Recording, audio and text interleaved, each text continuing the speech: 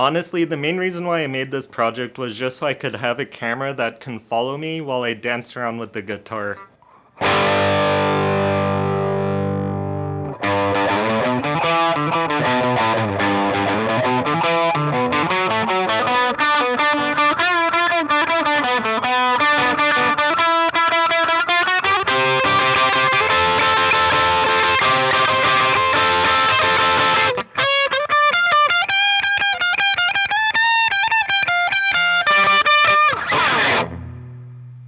It's been a while since I've covered the DIY pan and tilt camera project, but lately I've been working on it. So today I'll be sharing all the upgrades I've already done to it and also go over some of the features I have planned for the future. Now, I've already made a few videos on this, so if you want to catch up, be sure to see the links in the video description. But in a nutshell, what I've done is combine this project with another project I previously did, the DIY Smart Security Camera project. This program runs YOLO object detection on a GPU, and it basically transforms any RTSP security camera into a smart security system that runs locally on your own computer, not the cloud. And since I've combined this project with that one, now the pan and tilt camera runs directly on a desktop GPU, not a Raspberry Pi. So as a result, its capabilities are much more powerful than before. But before I get into the details of what I've changed so far, I first want to give you an idea of what I have planned for the future. Eventually, I plan to build a larger and more powerful version of the pan and tilt camera. Of course, it won't be this big, but the point is to have something strong enough to not only carry a high-end camera, but can also support additional sensors, attachments, and peripherals. But to be clear, this isn't the first thing on my to-do list. I'll probably get around to it later this year, but for now I'm sticking to the existing platform and I'm going to use it to develop some of the software features first. But with that said, let's now go over some of the features and improvements I've already done. Now, the biggest upgrade was to switch to a better object detection model. In my previous video, the focus was to be able to run everything on a Raspberry Pi 5, and preferably I wanted a model that could run on the CPU. That's why I ended up choosing HAR Cascades, which is one of the oldest models around, but it's also the most lightweight, which is why it was able to run on the Pi 5. But its capabilities are quite limited. If you run the face model like I did, it won't be able to detect your upper body or your full body. You need to run a separate model for those, and it can't run more than one model at once.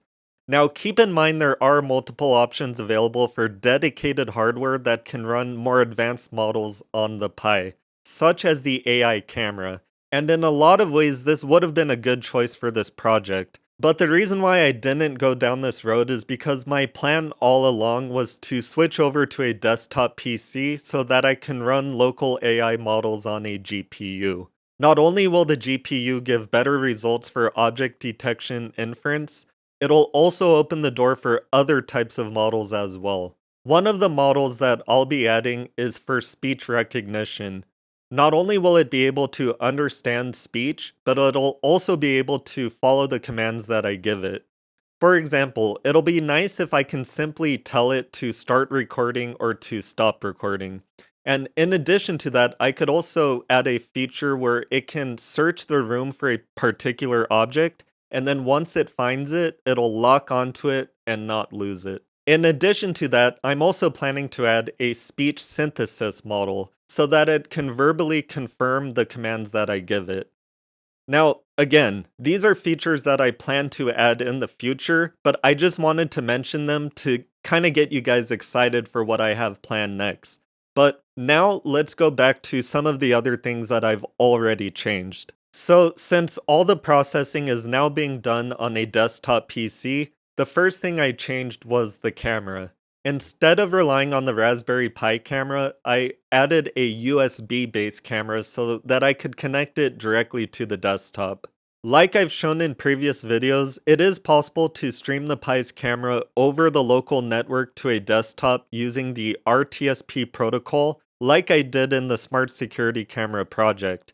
But that would introduce some latency, and for robotics projects like this, Latency is something we want to avoid wherever possible, so a USB camera is the best option. Now I know this looks kinda goofy, but I ended up attaching the USB camera on top of the Pi camera. And with the USB cable plugged directly on top of its head, it sort of looks like it's jacking into the Matrix or something. I guess it's kinda fitting for a project like this.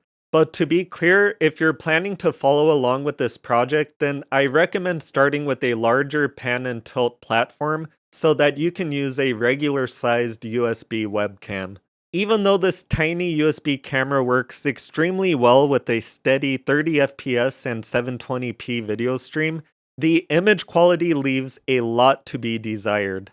That's why I also decided to upgrade the Raspberry Pi camera. In the previous videos, I used a $9 Raspberry Pi camera V1, which also had poor image quality, so I decided to upgrade it to a V3. Not only does the V3 camera have a much better image sensor, but it also features a motorized autofocus lens, so this is a much needed improvement since I plan to record YouTube videos with it. But again, to be clear, I'm only using the Raspberry Pi camera to record video. I'm not using it for object detection, and the pan and tilt system works even when the Pi is off.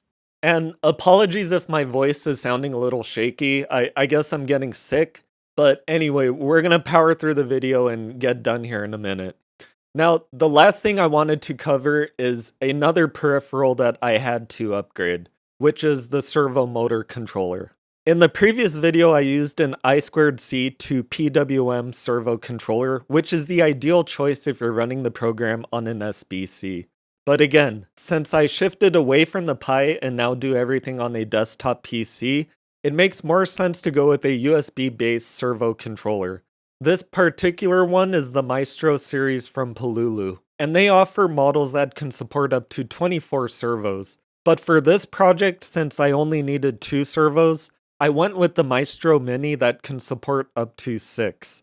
The reason why I chose this particular model is because it's been around for a long time now, which means it has great library support, and integrating it into a Python program was pretty straightforward. You can see it here haphazardly taped to the side, but it's holding up well. Now the other thing I should note is that a USB 2.0 port can only provide up to 500 milliamps of current. So in order to power the servos, you need to provide your own power supply and connect them to the headers here. You can see I soldered my own wires and used a standard DC power jack to connect to a 5-volt power supply. I know it looks kind of funny since the shrink wrap tubing is green and is obviously too large for this, but that's all I had on hand. Also, you can see I used 2 smaller tubes to cover the individual wires and the soldering points, so it's perfectly safe to leave laying on the carpet like this. But anyway, the purpose of this video was just to give a general overview of the stuff that I've changed so far. When it comes to the hardware and electronics, nothing really complicated is going on here, it's just plugging in USB ports. The difficult part is the control algorithm.